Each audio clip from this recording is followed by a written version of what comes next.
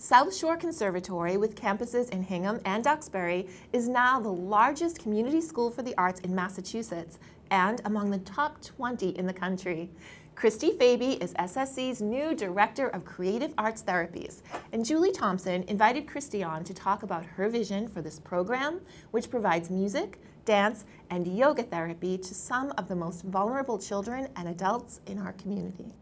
Thank you, Kristi, for being here today. It's so wonderful to have you. Can you tell me a little bit about the Creative Arts Therapies program at the Conservatory and how you got to be running it? Sure. So the Creative Arts Therapies program at the Conservatory lives out our mission of making the arts accessible to all in the South Shore community.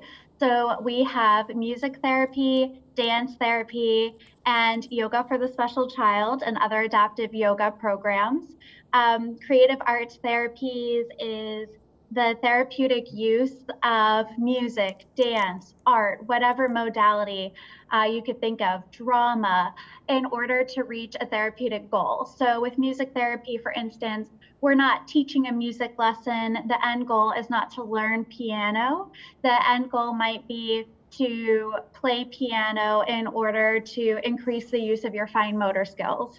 I ended up in this position in kind of a roundabout way. So I initially went to Florida State University to study psychology and international relations. And after I graduated, all my professors told me to go to law school.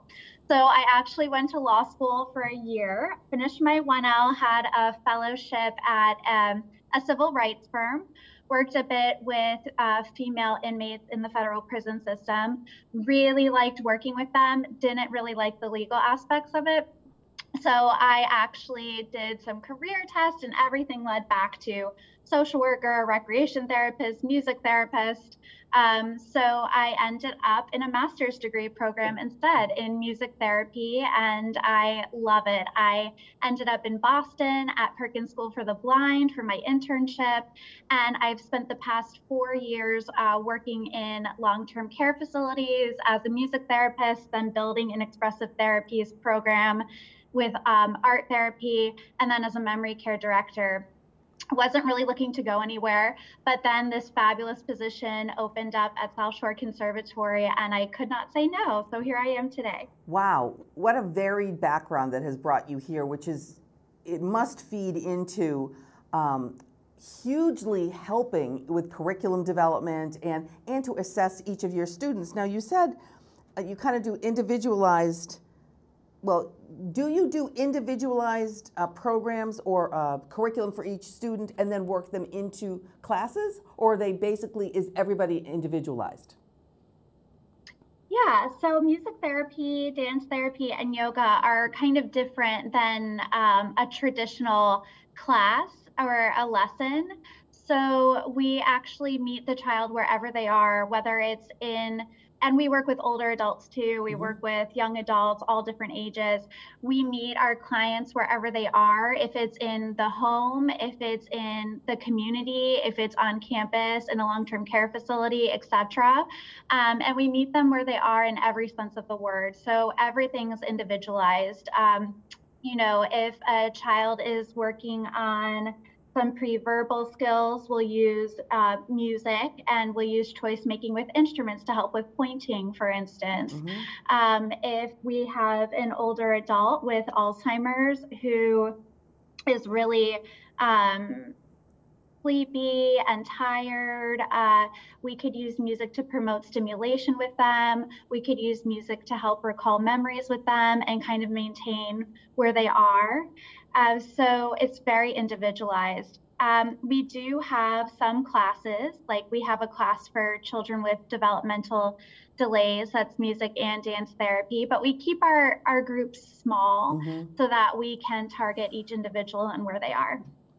And do you have long-term plans for your students, whether they're little kids or they're older adults? Do you kind of follow them and have kind of a versus a short-term strategy? It seems to me like this is almost a lifelong process. Is that accurate? Yeah, so it can be either or, again, meeting the client where they are. So if somebody has some pain management issues and they're not feeling well, we could use music to help with that, or yoga and mindfulness to help with that. And then if they're feeling better, that might be more of a short-term goal, right? Like just to help stop the nausea, or just to feel better or be able to go to sleep. As therapists, we could help with that. But we often, like you said, Julie, see clients more long-term. So we might follow a client for years, and it's really sweet because a lot of our therapists are there while our little ones are growing up. A lot of our clients sing in our group Community Voices, and then we may see them one-on-one. So it's these really deep bonds that form that is really lovely. Now, so if I heard you right, your clients or the children or the adults or whoever is going to take advantage of these programs doesn't necessarily have to come to your facilities, or do they? Exactly. Oh, they don't. Okay. Yeah, exactly. So as part of my role, I actually see a few clients on my own, and I travel to Randolph and Canton and Abington. I'll be working in the Braintree Public Schools at the beginning of fall. So as you can see, we're everywhere, which is really lovely and makes our services really accessible. If you can't access transportation, no problem, we can come to you. We want to make sure everyone who needs us can get us. Wow, that's amazing. And a question that comes to mind that I asked you a little bit before we went on air was for students over this past year who've really had to struggle with the Zooming for school and online learning, and I know there's an awful lot of kids that need some kind of therapeutic work, and there's very few therapists available. Do you see an influx in that type of service, and have you adjusted to create new programs for that specific need?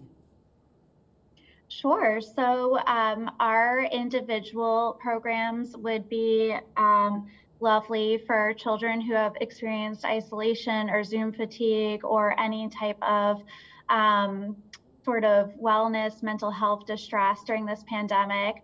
You know, our dance therapist has actually done a lot of presentations around campus about trauma-informed care and actually educating our faculty so that they know that every child who walks through our doors has probably experienced some type of trauma during the pandemic, and we have collective trauma.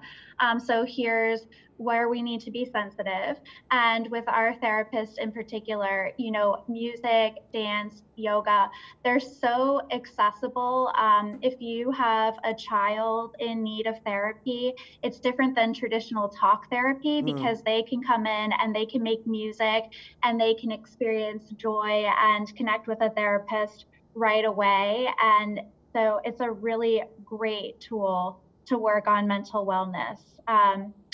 As with people who have Alzheimer's or dementia and have been isolated, or any older adult, we have our memory cafes for them. And we really work on just a lot of like promoting joy and positive socialization. Wow, it's pretty amazing, all the things that you are offering to so many. It's, you know, it's kind of the cradle to the crypt type of thing. Right, exactly. You follow everywhere. And one of my last questions is, do you do any of this online? Do you do any like this if you can't get with the children? Because they can play instruments with you and they can do dance moves with you. Do you do any of that? Yes, we certainly do. So we had to adapt and we transferred our memory cafes. One of our memory cafes is in person on our Duxbury campus every other Tuesday. Another memory cafe is still offered virtually on a Thursday because we found that for some older adults, that is the most accessible way. So we're keeping that going. We also have one therapist who's been seeing one of her early interventions, so that's 0 to 3 clients with a developmental delay via Zoom, and I've seen it in action. It's really lovely. The client will sit in their mother's lap and play right along on the screen with Amanda, and we've shifted our Community Voices plural opportunities in a hybrid model. So you can come onto campus, space is limited due to the pandemic and we want to social distance and we want a mask. but we also can Zoom you in if you feel more comfortable that way. So we do offer the hybrid approach. Wow. A little bit of everything for a little bit of everybody. Exactly. Well, yes. Thank you so much. We would encourage people to obviously go to your website to see everything that you offer, not only in this, but the Conservatory offers so much anyway. Thank you so much for joining us today, and best of luck to you. Thank you so much, Julie. Thanks, Julie and Kristi. To learn more about South Shore Conservatory's Creative Arts Therapies program and all of the other wonderful programs offered by SSC, visit their website at sscmusic.org.